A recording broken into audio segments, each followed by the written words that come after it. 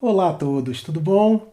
Bem-vindo à nossa segunda conversa a respeito do programa O Núcleo, que é um apanhado de conhecimentos que eu estou agrupando, um corpo de conhecimento que eu estou agrupando, que reflete toda a minha jornada dentro das minhas pesquisas com as religiões, dentro das minhas pesquisas nas áreas como psicologia, programação neurolinguística, filosofia, minhas idas até as aldeias indígenas, que eu também sou um pesquisador a respeito da vida indígena, que tem me ensinado muito.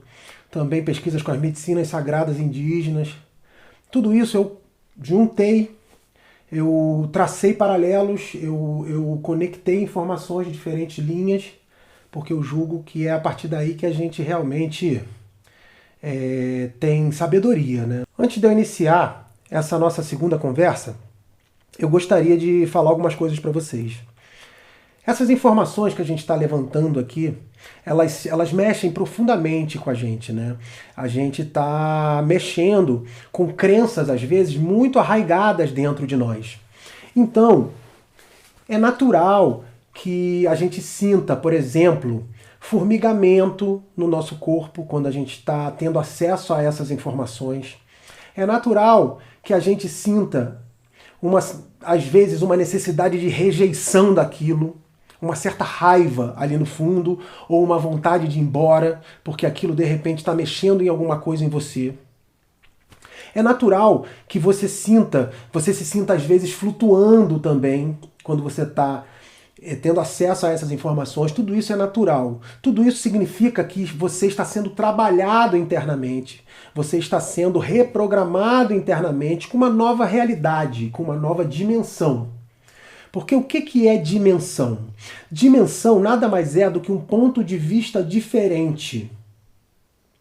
Entendem o que eu quero dizer? Se você enxerga uma coisa daqui e se você muda o seu ponto de vista, essa coisa já mudou. Às vezes, por exemplo, eu estou enxergando, eu estou olhando a situação daqui. Eu não estou vendo essa minha mão aqui na frente. Se eu mudo o meu ponto de vista, eu já enxergo algo que eu não via antes. Isso é dimensão.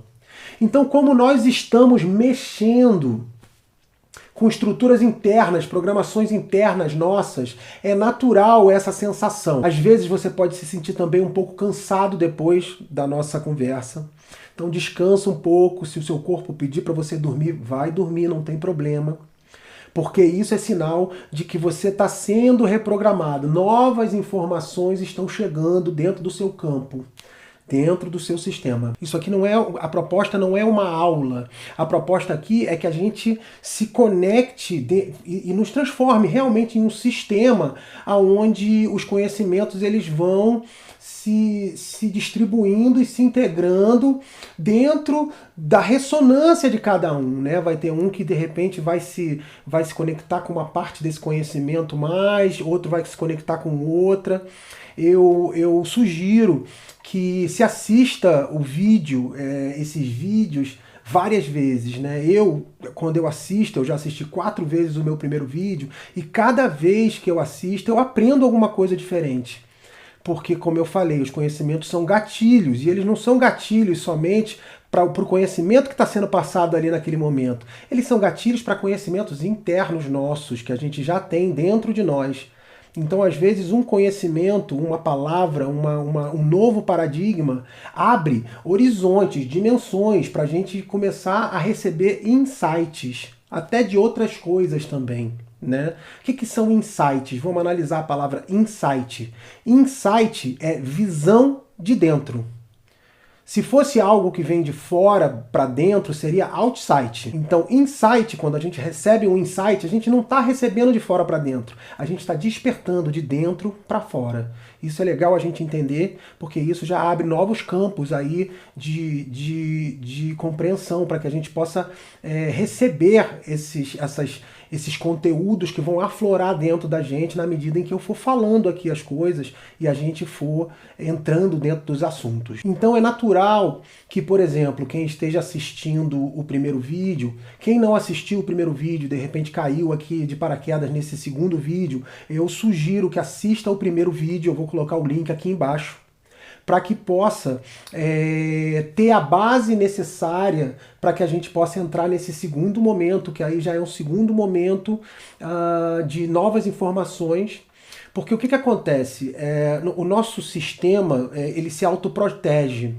Então a gente tem um ego, né? A gente tem toda uma programação que a gente fez para não se magoar, como eu falei no primeiro vídeo, né? Então esse ego ele protege a gente. Então qualquer coisa que vá de encontro com a programação ele repele. Então é natural que a gente em alguns momentos sinta uma necessidade de se afastar daquilo. Ah, não quero mais isso não quero isso pra mim não. Ah, não, isso não é pra mim. Ah, ele tá falando besteira. Por quê? Porque é justamente a nossa programação e é a nossa resistência, né? Não é nem a nossa, é a resistência da nossa programação para uma reprogramação. Por que eu estou falando isso? Porque a nossa programação ela é viva, de certa maneira. Nós criamos seres paralelos que, de alguma maneira, eles vivem. Eu até brinco nas minhas palestras que eu falo, eu relaciono essa história com a história do Frankenstein. Então eu brinco, né? E aí, como é que nós estamos cuidando dos nossos Frankensteins? Porque é como se fosse um Frankenstein mesmo. Nós demos vida a algo que é artificial, que não é natural. Então é uma vida artificial. E toda vida quer se proteger. Nenhuma vida quer morrer, entre aspas, né? Porque a transformação para uma pessoa, ou para uma vida, ou para um ser, ou para um tipo de pensamento que é fechado, a transformação representa uma morte, porque ela não consegue enxergar além. Lembra no primeiro vídeo, como eu falei, que o nosso ego, as nossas programações só enxergam ela mesma? Então qualquer coisa que esteja fora da programação dela representa perigo, de certa maneira, porque tira ela da necessidade de segurança que ela tem, né? A nossa programação ela foi toda feita para que a gente tenha segurança, para que a gente tenha uma certa garantia de que estaremos em harmonia, de que estaremos... Mas é uma ilusão. Então nessa conversa de hoje eu quero iniciar aprofundando um pouquinho a respeito da criação de imagens. Na conversa passada, eu falei que todos nós construímos imagens o tempo inteiro. A gente, desde que nasce, a gente é programado pela sociedade, né, para que a gente crie imagem de tudo. Se a gente for avaliar a nossa vida hoje, externa, tudo é baseado em imagens. Tudo é baseado na emoção que uma imagem carrega. O que é uma emoção que uma imagem carrega? É uma programação. É como se nós olhássemos aquela imagem, acessássemos a programação que foi feita na gente em algum momento da nossa vida, e essa programação já é um gatilho para uma emoção. Por isso que eu falei no nosso bate-papo passado que o capitalismo se utiliza muito disso, né? Desses gatilhos e dessas associações. Essas associações elas ficam muito claras na nossa cabeça quando a gente começa a pensar a respeito de como uma música, por exemplo, que a gente ouviu há muitos anos atrás e que ali naquele momento teve uma descarga emocional grande, seja de que nível for, aquela música, se você ouve ela 20, 30 anos depois, automaticamente você sente aquela emoção novamente, né? Na programação neurolinguística isso se chama de ancoramento. Inclusive na programação neurolinguística existem treinadores, por exemplo, de equipes olímpicas que treinam, por exemplo, o nadador para na hora que ele ouvir o tiro, esse tiro está associado a uma sensação de vitória, a uma sensação de empoderamento para que ele chegue no ápice da energia dele, para que ele consiga ganhar aquela competição. Estão entendendo como é que funcionam os gatilhos, como é que funcionam as âncoras? É assim que funciona. Então, nesse momento, a gente está começando a tomar consciência de todas as âncoras que foram implantadas dentro de nós inconscientemente. Na nossa inconsciência. Quando a gente começa a tomar consciência disso, a gente começa a perceber. Ah, então é por isso que quando eu passava pelo McDonald's, eu olhava ele e já me dava vontade de comprar, já me dava vontade de comer. Eu mesmo sem fome eu queria comer McDonald's. Então, quer dizer, a gente começa a compreender esse mecanismo que é utilizado, porque nós somos como uma estação de rádio. Veja, nós somos como uma antena. Nós temos no centro da nossa cabeça a glândula pineal, para quem nunca ouviu falar, é chamado também de nosso terceiro olho, ou olho de Shiva no hinduísmo, ou olho de Horus no Antigo Egito. Essa pequena glândula, que é a glândula pineal que fica no centro da nossa cabeça, é uma antena. Então nós somos uma antena. Na verdade, o terceiro olho, na minha opinião, devia se chamar primeiro olho. Porque os nossos sentidos, eles nos enganam. Lembra que eu falei que os conhecimentos, eles não dependem de estímulos externos, eles já estão dentro de nós? Às vezes um conhecimento ou outro que vem de fora somente é como um gatilho para poder acionar esse conhecimento intrínseco que nós já temos dentro do nosso eu divino. Então, o nosso terceiro olho deveria se chamar primeiro olho, porque esse olho não vê, ele percebe. Entendem o que eu estou querendo dizer? Quantas vezes a gente vê uma coisa e aí depois a gente vê que se enganou. O que a gente viu não era o que era. Então, quando a gente começa a aprender a enxergar ou perceber, que é a evolução do enxergar, através do nosso terceiro olho, através da nossa glândula pineal, a gente começa a sentir o que é aquilo na sua essência, não ficar na superficialidade da imagem. Olha a imagem aí, né? Então nós somos criados desde a nossa infância, já com essa programação de fabricar imagens o tempo inteiro de tudo. Quando a gente fabrica a imagem de alguma coisa, vamos trazer para um relacionamento afetivo, por exemplo. Se você está se relacionando com alguém e você está se relacionando com a imagem daquele alguém que você construiu dentro da sua cabeça, não tem como dar certo. Muitas vezes eu, nos meus relacionamentos, as pessoas, as mulheres com quem eu me relacionava, viravam para mim e falavam: Bruno, você não me enxerga. Isso é por quê? Porque eu não estava enxergando a pessoa, a essência. Eu estava enxergando a imagem que eu criei da pessoa. E essa imagem geralmente é um reflexo de nós mesmos. Quem assistiu a primeira aula vai lembrar que eu falei que o nosso ego ele só enxerga a si mesmo em tudo.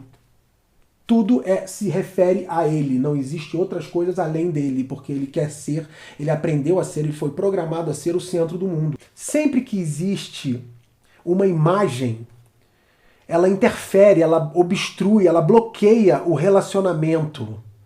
Então é como se fosse você e a imagem que você construiu dentro de você. Veja que tudo isso acontece dentro de nós. Se você criou uma imagem que não é você, é artificial para se relacionar com essa imagem dentro de você, já há conflito, porque já há dualidade. Entre você e a imagem que você construiu, existe um buraco, um vazio, um gap. Entendem o que eu estou querendo dizer aqui? Então, quando não há imagem, só há nós mesmos, só há a nossa essência. E é dentro desse conceito de imagens que nós também criamos os nossos eus fabricados. Lembra que eu falei na primeira aula? Os nossos eus fabricados, eles são identidades nossas que a gente criou para poder lidar, para poder conviver com situações externas a nós. Essas identidades, todas elas, como eu falei anteriormente, elas têm vida. Então existe uma resistência da parte delas para qualquer coisa que não bata com a forma que ela enxerga a vida. Qualquer certeza vem da limitação de qualquer uma dessas identidades. O nosso eu divino, ele é ilimitado. Ele tem energia ilimitada. As nossas identidades, elas são limitadas. Qualquer limitação na nossa vida, tipo quando a gente fala, não, isso é muito para mim, eu não quero. Não. Isso é a nossa identidade falando. Não é muito para o nosso eu interno, amoroso, divino. É muito para aquela identidade que tem uma programação e quando extrapola a programação que ela tem medo. Porque está extrapolando, ela não conhece aquele território, ela foi programada mecanicamente, lembra? Para responder a um tipo de informação. Quando começa a expandir o campo, ela grita. É nessas horas que a gente brinca. Quando a gente está prestes a amadurecer, quando a gente está prestes a crescer como pessoa, quando a gente está prestes a ter uma expansão grande de consciência, o nosso ego grita. Então é natural que antes de qualquer grande salto em termos de consciência, exista uma resistência da parte nossa que não quer crescer. Compreendem onde eu quero chegar? Como é que funciona a construção de imagens? Vou dar um exemplo. Vamos dizer que eu chegue num lago muito bonito. Um lago lindo, lindo. No momento em que eu chego nesse lago, eu olho esse lago, meu coração se enche de alegria, se enche de amor. Que coisa linda! Logo em seguida, a gente já começa a pensar. Olha o pensamento aí. Lembra do que a gente falou no primeiro vídeo? O pensamento entrou. E aí a gente começa a pensar. Nossa, esse lago é lindo. Eu preciso comprar um terreno aqui. Eu preciso construir um cais ali. Eu preciso represar essa parte para fazer um jardim. Tá entendendo como é que funciona o nosso ego? O nosso pensamento? Ele não quer simplesmente experienciar aquela vivência, ele não quer experienciar o amor, ele quer consumir, ele quer controlar, ele quer para ele quer manipular, ele quer transformar. Um amigo meu que esteve numa aldeia indígena, ele me contou uma história muito interessante a respeito disso.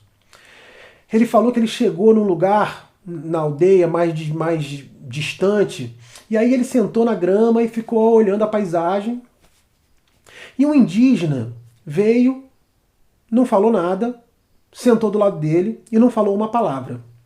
E aí ele começou a ficar nervoso, ele começou a ficar ansioso, né? Olhava para o indígena e falava, pô, esse cara não vai falar nada comigo não, cara. E caramba, eu preciso falar alguma coisa. Ele começou a ficar ansioso, começou a ficar nervoso. O que aconteceu? O indígena levantou e foi embora. E não falou uma palavra.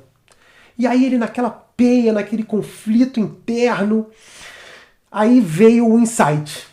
Aí ele, nossa, olha a oportunidade que eu perdi de vislumbrar, de experienciar a natureza com um indígena do meu lado, só por causa da minha necessidade de falar. Aí essa história, ela explica bem como é que a gente funciona internamente, né? E aí quando esse meu amigo me falou isso, eu tive um outro insight. E aí eu falei para ele, irmão, olha só, isso traduz o que é o indígena. Ele veio, te ensinou, sem falar uma palavra. Então, quer dizer, a gente vai aprendendo como é que o nosso processo funciona interno através da análise sincera, observação. Os indígenas, eles têm uma maneira completamente diferente de aprender. Eles aprendem através da observação. Desde que eles nascem, o que eles fazem é observar. Então eles observam a natureza e eles observam todos os processos naturais que acontecem no ambiente deles. Então eles sabem, por exemplo, que a caça deles vai estar naquele horário, naquele local, debaixo daquela árvore, porque é quando cai o fruto ali e aí os animais vão lá para comer. Compreendem? Eles começam a compreender. Eles sabem quando vai chover, eles sabem porque eles estão conectados, eles estão sintonizados com o processo da natureza. Nós e a natureza somos a mesma coisa. Foi a nossa necessidade de controle que distanciou a gente da natureza. Nada contra a ciência é muito importante para nós, porque tudo isso faz parte do nosso caminho, mas nós temos que ter plena consciência do que é cada coisa e colocar cada coisa no seu devido lugar. Isso é consciência. Consciência traz harmonia, porque consciência traz ordem. Nada ocupa um lugar que não é aquele lugar que ela deve ocupar. Quando você tem clareza, lembra da história do quarto escuro que a gente liga o interruptor da luz? Então, a ciência é muito importante, mas quando a gente se distanciou da natureza para poder estudá-la como um objeto, a gente se separou dela. Então, a gente tem que encontrar, por isso que dizem que a grande sabedoria é a união de tudo. Se você tomar consciência do papel real da ciência e tomar consciência do papel real da natureza, você pode sim observar como os indígenas fazem, e eles são grandes sabedores das leis da natureza e das suas medicinas e das suas plantas. Eu sou testemunha disso porque eu estive nas aldeias e vi muitos cientistas internacionais indo lá para aprender com os indígenas. Eles são considerados doutores da floresta, sabem tudo. Então, quer dizer, hoje em dia está havendo já uma integração, uma união de saberes que vai trazer o melhor da modernidade com o melhor das sabedorias ancestrais e tradicionais. Eu queria agora entrar também num conceito, que é um conceito que eu tenho recebido, que eu tenho percebido, e eu quero compartilhar com vocês. Nós recebemos informações, programações da sociedade. A gente já conversou sobre isso, né? Então, é uma coisa que eu quero dizer e quero deixar bem claro, é que o nosso ego, ele não é nem nosso inimigo e nem o nosso amigo. Ele é simplesmente uma programação que foi feita e ele responde a essa programação mecanicamente. Cabe a nós tomarmos consciência dessa programação. Porque se o barco não tem um timoneiro, alguém tem que assumir o controle. E se nós não temos consciência, quem assume o controle é o nosso ego, é a nossa programação. Então por isso que é muito importante esse exercício de observar para poder tomar consciência dos nossos processos. E aí a gente vai descobrindo aonde estão os nossos conflitos internos. E através dos nossos conflitos internos é que a gente pode realmente perceber aonde é que nós podemos trabalhar para que a gente possa expandir em consciência e ser uma pessoa melhor, mais amorosa, mais carinhosa, etc. Mas Bruno, da onde vem essa programação? Essas programações, elas vêm de 3 formas diferentes. A primeira forma é a programação individual. Eu vou até falar aqui a respeito do conceito de karma.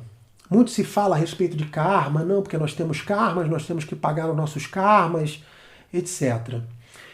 Na minha opinião, o karma nada mais é do que processos e comportamentos repetitivos, padrões de comportamentos repetitivos. Então, um karma, o que é um karma? Lembra que eu falei que a gente está na roda de Sansara e que a gente fica se relacionando com a mesma pessoa, só muda o nome, porque nós estamos nos relacionando com nós mesmos. Isso eu chamo de karma. Aí nós temos aqui o karma, que é a nossa programação individual, que é tudo que a gente aprendeu na nossa vida até agora e que a gente recebeu de programação e operacionalizou e codificou dentro do nosso sistema e a gente tem essa programação. Nós temos o karma familiar, que é justamente os padrões repetitivos da família. Porque padrões repetitivos, vejam bem, padrões repetitivos geram situações repetitivas. Então, nas minhas pesquisas, eu comecei a perceber que gerações passam pelas mesmas situações de conflito. Então, se repete, façam uma pequena pesquisa na sua árvore genealógica que vocês vão perceber, se repetem os mesmos padrões. Por que se repetem os mesmos padrões? Porque não há expansão de consciência. Então, um karma familiar, vamos dizer assim, que é justamente essa roda que fica girando na mesma coisa por falta de consciência, ele só vai ser resolvido com consciência, quando a gente começa a tomar consciência disso, que é o que a gente está fazendo aqui agora. E a gente começa, nossa, é verdade, o que aconteceu com meu avô, aconteceu com meu pai e está acontecendo comigo. Que loucura! Isso é o karma. Então o karma não é um castigo e também não é um resgate de coisas que fizemos erradas. Não! São padrões de comportamentos repetitivos que têm o mesmo resultado. Isso para mim é karma. E aí nós temos então os karmas, que são as programações inconscientes da nossa família que se repetem por geração em geração até que chegue alguém que tome consciência. Lembra que eu falei na nossa outra conversa que consciência é a cura. Quando você toma consciência, você traz clareza para a situação e você... Nossa, parece que abre um véu. Você não via aquilo e agora você está vendo com claridade. Isso é consciência. E aí nós temos também o karma coletivo, que é o karma da sociedade. Tudo isso são programações que a gente já recebe. A nossa programação individual, né, a gente vai desenvolvendo ela à medida que a gente vai vivendo. Mas a programação do coletivo, Jung chamava de inconsciente coletivo, a gente já recebe pronto. Já entra no nosso sistema, embutido na nossa educação. Estão entendendo o que eu estou querendo dizer? A mesma coisa os karmas familiares, a gente já recebe pronto. É lógico que também está no nosso DNA, porque tudo, lembra que eu falei? Tudo que se processa nas esferas espirituais e nas esferas emocionais também tem o seu equivalente, né, na esfera física. Então também está no nosso DNA. Então tudo isso que eu estou falando aqui vai abrindo para nós um escopo de compreensão que aí sim eu passo a acreditar em livre-arbítrio. Porque para mim era muito nebuloso isso. Não, mas como é que funciona esse livre-arbítrio se eu não tenho todas as informações? Se eu não sei para onde eu vou, se eu não sei o porquê que essas coisas estão acontecendo? Então, consciência é livre-arbítrio. Aí o mais interessante é que quando a gente começa a tomar consciência e começa realmente a sentir o livre-arbítrio no nosso sistema, ele já não tem tanta importância. Por quê? Porque o que a gente quer é o que o nosso eu superior quer, é o que o nosso eu amoroso quer, é o que o nosso eu divino quer. Lembra do seja feita a nossa vontade no Pai Nosso? Então o que você quer, porque você tem clareza, então você já não machuca as outras pessoas, porque você sabe que você não quer ser machucado também, você teve clareza sobre isso, então você já não machuca as outras pessoas. Aí sim inicia o processo de livre-arbítrio, e o processo de livre-arbítrio, na verdade, ele se transforma em uma conexão direta com o divino. É interessante pensar também que nós só estamos tendo a oportunidade de falar sobre isso, nós só estamos tendo a oportunidade de processar essas informações dentro do nosso sistema nos dias de hoje. Por quê, Bruno? Porque hoje nós temos no que se basear. O nosso cérebro, a nossa mente terrena, ela só trabalha com comparação, eliminação e generalização. Então, se a gente tem algo com o que comparar, a gente compreende.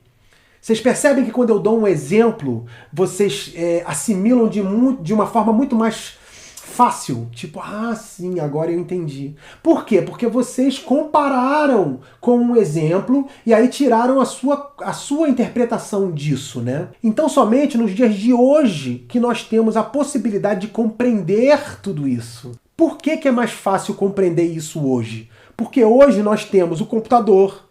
Então a gente pode aqui falar sobre sistema, a gente pode falar aqui sobre processamento de informações, processamento de dados.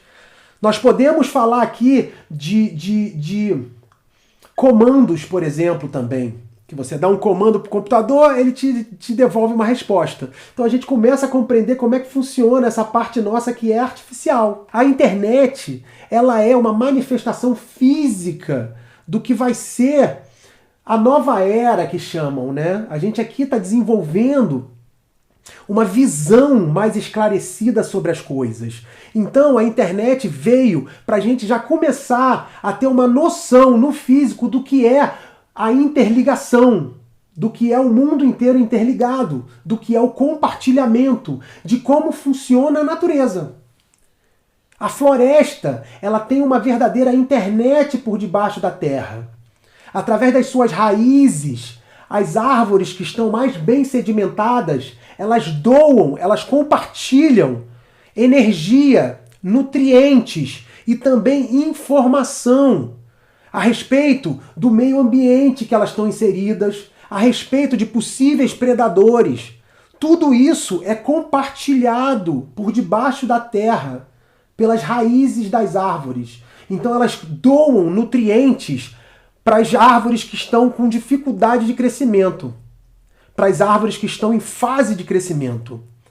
Então quer dizer, olha só como é que as coisas são. A gente se acha superior à natureza, mas a gente está aos poucos descobrindo o que a natureza já faz há milhares de anos, há milhões de anos. A gente tem uma programação de que nós somos os donos da Terra. Nossa, isso está chegando a hora da gente quebrar esse tipo de paradigma. Os indígenas, eles têm plantas sagradas na cultura deles e eles tratam essas plantas com muito respeito. Eles tratam essas plantas como professores, como mestres, porque essas plantas dão sabedoria para eles. As plantas ensinam a eles há muitas gerações. Tem algumas dessas plantas que estão sendo pesquisadas por muitos cientistas no mundo inteiro. Eu fui para Praga, para a República Tcheca, para conversar com cientistas que trabalham com a ayahuasca, que é uma bebida sagrada, milenar dos indígenas da Amazônia, que tem tido progressos absurdos na cura do câncer, de diabetes, de doença de Alzheimer. Inclusive, existem estudos que dizem que a ayahuasca pode promover o nascimento de novos neurônios no nosso cérebro. Isso sem falar em toda a cura emocional e espiritual dessa planta que está sendo espalhada pelo mundo inteiro, está se expandindo pelo mundo todo. Eu tive a oportunidade de presenciar centenas de curas realmente, de pessoas que chegavam completamente depressivas, completamente cabisbaixas, sem brilho nenhum, sem energia nenhuma, porque não estavam alinhadas com a sua essência. E aí, através de cerimônias com a ayahuasca, elas se reencontraram. Elas encontraram novamente com o seu centro. Então, olha só, é a natureza ensinando a gente. Nós temos que ter um respeito muito grande pela natureza. Nós temos que ter um respeito muito grande pelas plantas, pelos animais, por tudo que nos cerca. Mas nós só teremos esse nível de visão quando a gente começar a compreender o mecanismo do nosso ego. Eu vou agora encerrar esse nosso segundo bate-papo. É muita informação, eu sei. Vocês podem assistir esse vídeo quantas vezes vocês quiserem. E se vocês sentirem o chamado dentro do coração de vocês, se vocês sentirem vibrar que essas informações que eu estou falando aqui são importantes para vocês ou podem ser importantes para outras pessoas também, compartilhem o vídeo. Façam parte dessa energia de compartilhamento da natureza. O que a gente está compartilhando aqui é amor, é sabedoria. São maneiras das pessoas serem mais amorosas com os outros, viverem mais em harmonia com as suas próprias famílias, viverem mais alegres, viverem mais felizes. Então eu realmente peço de coração, compartilhem esse material. Vamos junto abrir isso para que muitas pessoas possam ter acesso a isso. Então eu quero nesse momento agradecer. Daqui a alguns dias vou gravar mais vídeos para ir postando aqui. Não deixem de participar do nosso grupo no Telegram e também se inscrevam no nosso canal para que vocês possam ser avisados dos próximos vídeos que a gente vai estar postando aqui. Tá bom? Vamos todos fazer parte dessa grande corrente de amor para que a gente possa tirar da esfera do medo o máximo de pessoas que a gente conseguir. Eu quero agradecer a presença de vocês. Muito obrigado. Até as próximas.